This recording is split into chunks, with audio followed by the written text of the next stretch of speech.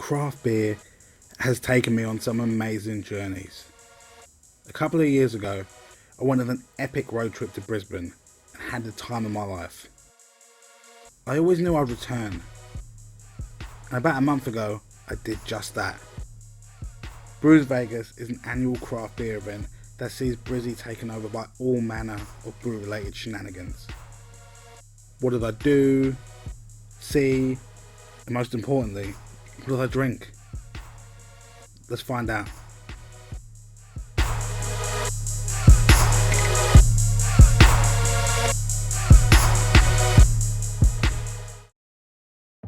While road tripping was fun last time I came to Brisbane, I wanted to get straight into the action, so I decided to fly. Once the wife and I touched down, we were off to our first event. Tipsy with the Gypsy saw Brisbane Brewing Co. play host to a tap takeover featuring the city's best gypsy brewers.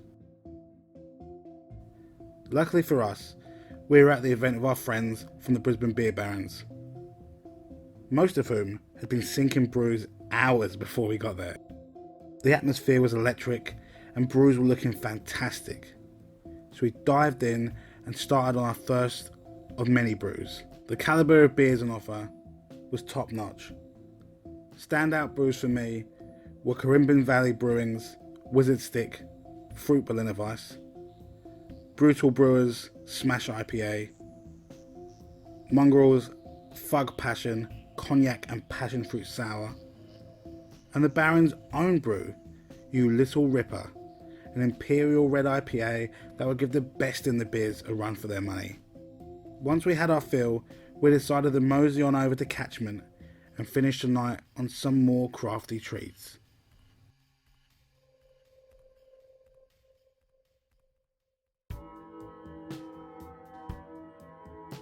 After a night of moderate drinking, a hearty breakfast is always the best way to get my head straight.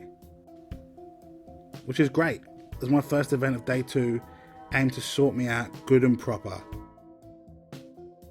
Brisbane Brewhouse's Breakfast of Champions consisted of 4-course breakfast matched with 4 brews.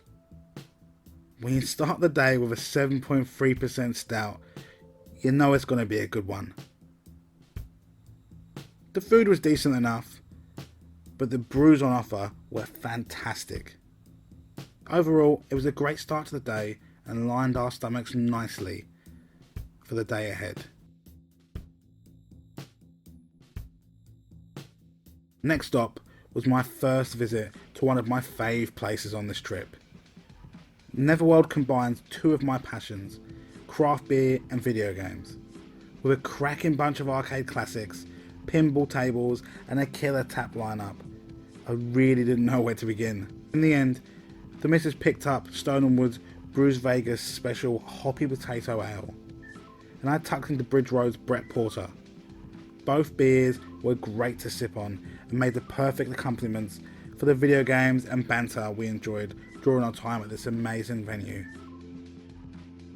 While we'd love to stay at Neverworld for longer, we had another event to attend, so we made our way out to the Osborne Hotel for Let's Get Tropical. Funky shirts and island flavours were the main focus of this event.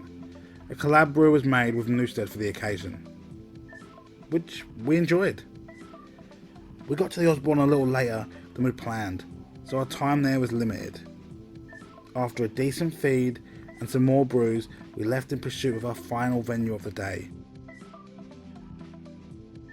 The Mammoth was a great spot, and we ended the night with some more beautiful ales, top venues, great company, and amazing brews. These first 2 days were anything to go by. Brewsvegas was certainly shaping up to be the beer crawl to remember. Hopefully the next 2 days can keep the high bar set by the first. Want to see more of my time at Brewsvegas? No worries, part 2 is coming very soon. Follow Beeriod so you don't miss it. Also, I recently took a trip around Europe and had a hell of a time. You can see what I got up to over on the Craft Beer Network. There's a link in the description which I highly recommend you click. Until next time guys,